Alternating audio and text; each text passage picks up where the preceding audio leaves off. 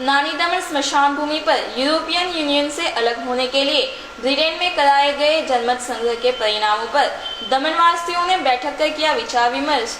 European union से अलग होने के लिए ब्रिटेन में कराए गए जनमत संग्रह के परिणामों से देश के अंदर सबसे ज्यादा कौतूहल दमन दीव एवं गोवा में देखने को मिल रहा है। पुर्तगीज नागरिकता के कारण यहाँ के अधिकांश परिवार स्थायी तौर पर ब्रिटेन में रहते हैं, जहाँ रोजगार के साथ बेहतर जिंदगी स्थानीय लोग जी रहे हैं। लेकिन जनमत संग्रह से उपजी स्थिति से दमन दीव वासियों की चिंता बढ़ गई है। रविवार को इसी मुद्दे को लेकर दमन के लोगों ने मौजूदा स्थिति से निपटने एवं इसके होने वाले परिणामों पर विचार विमर्श किया। गौरतलब है कि पिछले 2 दिन से दमन दीव के लोगों में इस बात को लेकर निरंतर चर्चा चल रही है। ब्रिटेन के यूरोपियन यूनियन से अलग होने के बाद दमन और दीव के लोगों का क्या होगा? क्या जो लोग ब्रिटेन में बस गए हैं उन्हें वहां रहने की अनुमति होगी या फिर पुर्तगाल में भेज दिया जाएगा? इसी गर्माते मुद्दे को लेकर रविवार को स्मशान भूमि नानी दमन में दमनवासियों ने एक बैठक कर चर्चा विचारणा की। इस बैठक में खुर्शीद मांजरा, उमेश पटेल, प्रेमाभाई प्रभाकर, उदय टंडेल, मनोज नायक, मुकुल राणा, नितिन टंडेल, प्रफुल्ल पटेल सहित अन्य युवा एवं अग्रणियों की उपस्थिति रही। फिलहाल जो आज इस मीटिंग में जैसे विस्तृत से चर्चा हुई है और जहाँ तक हमारी नॉलेज है, मेरे साथ उदय भाई भी है, उनको भी पता है कि ये ब्रेक्सिट होने से फिलहाल दमन और दीव के लोगों को चिंतित होने की ज़रूरत नहीं है और ये ब्रेक्सिट से पोर्चुगीज पासपोर्ट बनाने की जो प्रक्रिया है उसमें कोई फ़र्क पड़ने वाला नहीं है क्योंकि ये टोटली डिफरेंट थिंग है। और ब्रेक्सिट आने के बाद ब्रिटेन हाउस ऑफ कॉमन जो डेविड कैमरून की सरकार है वो सेक्शन 50 जो है वो इन्वोक करने के लिए पार्लियामेंट में एक प्रस्ताव पारित करेगी। उसके बाद मिनिमम कम से कम 2 साल लग सकते हैं, ज़्यादा से ज़्यादा क्या लगे वो वहाँ के निष्णात जानते हैं। लेकिन दमन और दीव के लोगों को बिल्कुल भी चिंतित होने की ज़रूरत नहीं है और हम वॉइस ऑफ दमन और दीव के जरिए और हमारी जो संस्था लेस्टर में रजिस्टर है उसके जरिए प्रशासक को भी इससे अवगत कराएंगे ताकि दमन और दीव में बसने वाले वहाँ के लोग उनका हित जो है वो एकदम फायदेमंद रहे और हित में कोई नुकसान ना हो और ये लोग अच्छी तरह से अपना जीवन वहाँ पे जो व्यतीत कर रहे हैं वही करते रहे, ऐसी हम आशा रखते हैं। जय हिंद, जय दमन।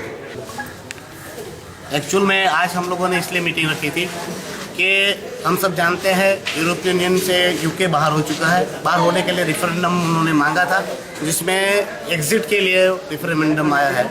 तो हम लोगों ने आज मीटिंग इसलिए की कि लोगों को हमारे दमन दीव से काफ़ी लोग यूके में सेटल हो गए हैं और काफ़ी लोग लंदन जाने की तैयारी कर रहे हैं, तो उनको असमंजस की स्थिति थी।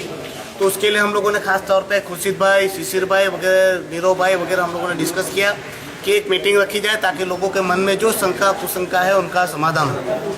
तो उस विषय पर आज हम लोगों ने यहाँ मीटिंग में चर्चा विचारणा की है और अभी हम लोगों ने नितिन भाई ने जैसे बताया हमारे लंदन में भी सोसाइटी रजिस्ट्रेशन हुआ वहाँ पर है, उनसे भी लेटर मांगा जाएगा और हम उस पर दमन एडमिनिस्ट्रेशन से इसके क्या तथ्य है, क्या हो सकता है और उसके बाबत में सर्कुलर उनको हम जो सर्कुलर से जानकारी देते रहेंगे वैसा प्रावधान करवाएंगे और एडमिनिस्ट्रेशन साहब को हम सोमवार को मिलेंगे और वो लेटर हम होम मिनिस्ट्री को और प्रधानमंत्री जी को, विदेश मंत्रालय को भेजेंगे और वहाँ से जो ऑथेंटिक जानकारी है वो हम तक पहुँचेगी, हमारे दमन दीव के लोगों तक पहुँचेगी और यूके हमारे जो सेटल है उन तक ये सही सच्ची बात वहाँ तक पहुँचाएंगे और जितना भी हो सके हम हमारे जो भाईबंद वहाँ पर है उन पर उनके लिए सहायता करने का प्रयास करेंगे और उम्मीद करते हैं कि भारत सरकार उस पर हमारे दमन दीव के लोगों के हक और अधिकार के लिए वो हमारे लोगों का साथ और सहकार देगी। उमेश जी, आने वाले दिनों में जो दमन वाले जो यूके जाने के लिए जो पेपर बना रहे हैं उनको दिक्कतें आएगी या फिर वो कार्य चालू रहेगा? इसलिए ही हम बोल रहे हैं हमारे पास सिर्फ जानकारी है, ऑथेंटिक हमारे पास माहिती नहीं है। तो हम ये आज जो बात कर रहे हैं तो उसमें अभी 2 साल तो हमारे पास ऐसा टाइम है जो कुछ भी नहीं हो सकता। उसमें ब्रिटेन चाहकर भी हमारे दमन दीव लोगों को नहीं पूरे विश्व के लोगों को वहाँ से भेज सकता है।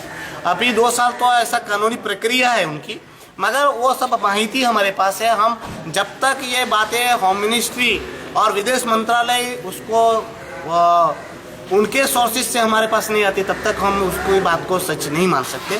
तो हम उस बात पर अभी कार्यवाही करेंगे। हो सकता है 10-15 दिन में ये सच्ची बात और सचोट बात हमारे लोगों के तक आ जाए।